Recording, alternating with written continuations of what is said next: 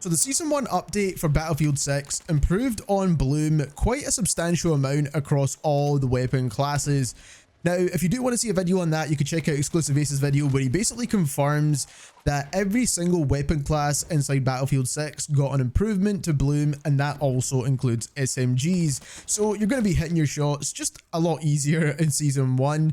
But also, we got some changes to aim assist for controller players as well, whereas the hitbox is now a little bit smaller as well. It's no longer a box, but now models the body of the actual enemy that you're shooting. So it's going to be a little bit harder to land your shots there, but the aim assist is really strong in this game anyway.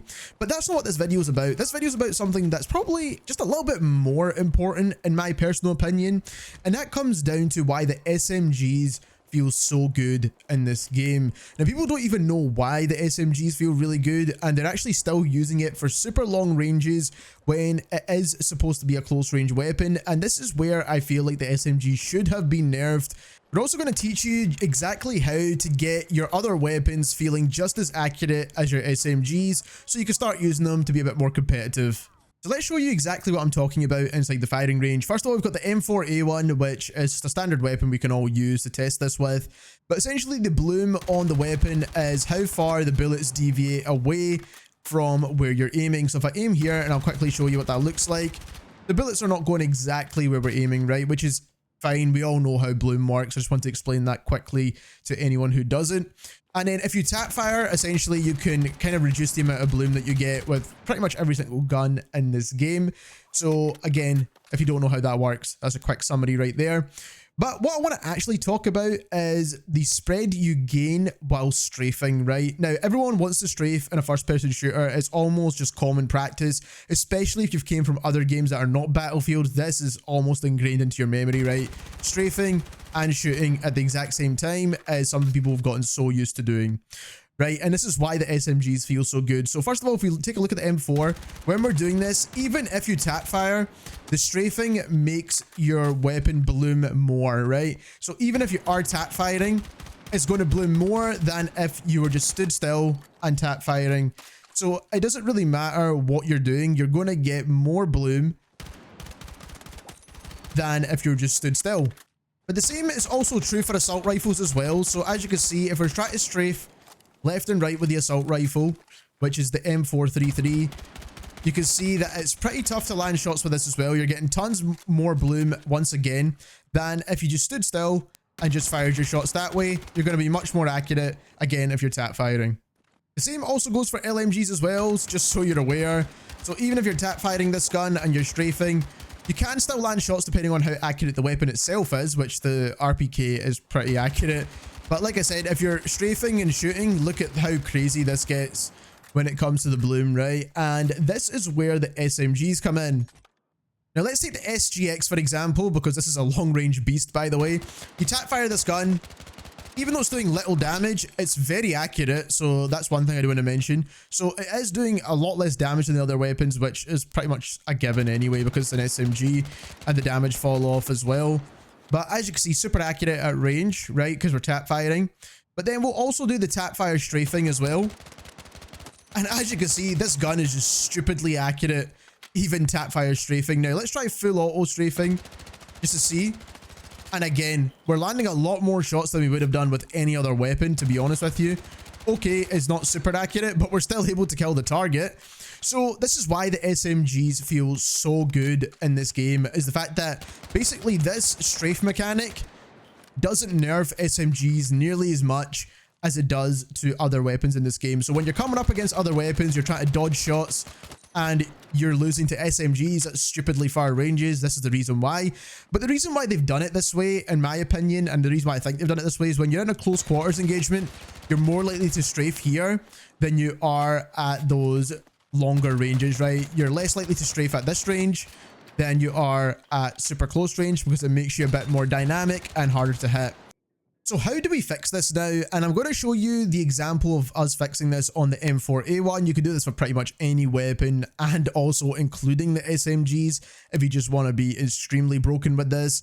But obviously I want to show you on a weapon that has quite a bit of spread when it comes to kind of strafing. So like I said, I want to show you this on the M4. So first of all, we start off with the underbarrels, right? Most of the underbarrels help with recoil, and that is the main stat, or they also help with weapon bloom. But the weapon bloom is only improved on when you're stood still, which is the issue here.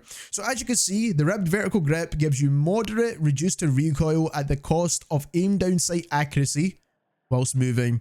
So what that means is when you're strafing. So essentially when you're strafing, you're going to get way less accuracy, which means way more bloom. And that is the issue with this underbarrel grip. Now, some underbarrel grips don't give you this con. So if you go for the alloy vertical, it does give you some reduction to recoil, but it gives you no cons. But as you can see, the mobility is going up. And that mobility stat is that kind of strafing whilst basically shooting stat essentially. Right, and then you can also get other ones. As you can see here, we get greatly reduces recoil at the cost of movement speed and accuracy whilst aiming down sights. So again, a similar thing to before. And then we've got the stubby grip as well. So at the cost of ADS accuracy whilst moving once more. And there is underbarrel grips that don't give you this con. So as you can see here, you've got the slightly reduces recoil and enables a slightly faster transition to ADS, but there's no con to that movement speed, right? So this all comes down to selecting the correct underbarrel attachment and making sure you don't pick any of the ones that con this strafing speed, right? So just make sure you're very selective in which ones you choose, because this could actually help you in the longer term when you're in those engagements. Even though it seems as if you're getting better recoil with the other attachments, it's only if you're stood still, right? And I think that's where the issue comes in when you're trying to compete with SMGs. Now, another attachment slot that can improve on this stat is the barrel attachments. Now, this is not for every single weapon. It depends on the gun itself. So, as you can see here, the M4A1 has a 12.5 fluted barrel, which is a lightweight barrel that improves aim down sights, ADS accuracy whilst moving, and enables a faster transition to ADS. So overall, it's going to make it feel more like the SMGs, which is exactly what this barrel is for, because it's a light barrel, right? So this one is going to make it more accurate when you're at super close ranges and you're strafing. But you're not always going to get a barrel like this on every single gun, but what you are going to get on every single gun is a laser, right? And if you go all the way to the highest laser, so the 120 milliwatt blue, the 50 milliwatt blue also has a similar stat as well. But as you can see here, it provides a moderate improvement to hipfire accuracy, which is not really too important, and a minor improvement to aim down sights accuracy whilst moving. But the laser is visible to enemies, right? So you don't really need to go for the 120 milliwatt. You can go for the 50 milliwatt. Both give you the same mobility stat, as you can see here. So the 50 milliwatt is more than enough, but it's going to give you that same accuracy whilst you're moving and shooting at the same time. So essentially strafe shooting. And this is going to make the gun feel way more accurate and mobile at the exact same time, which is what we're looking for. To wrap up this video, I would love to have showed you a side-by-side comparison of the M4A1, for example, with the correct underbarrel attachment that does not con your aim down sight accuracy whilst moving, with the 50 milliwatt laser and the fluted barrel against our original build. But to some extent, it doesn't really matter as well, because the real issue here is the fact that the SMGs are just by far and away better than every other weapon at this. And they should really be nerfing the SMGs in this stat, not the actual overall bloom of the weapon, which I don't think needs nerfed or buffed really after the Season 1 update, but this kind of strafing bloom, right? They need to nerf that so it matches the rest of the weapons, because up until they do that, you can essentially do the same builds on the SMGs and just make them slightly better once again, and then we're back to the beginning, right? So it really makes no difference. But the kind of idea of this video is to kind of point you in the correct direction of, if you do want to strafe, which attachments you should be using. You could use a couple of these attachments, you could use none of these attachments, you could use some of these attachments. That will actually help your strafing whilst you're shooting. So if you do want to strafe, then this is the way to go about doing it.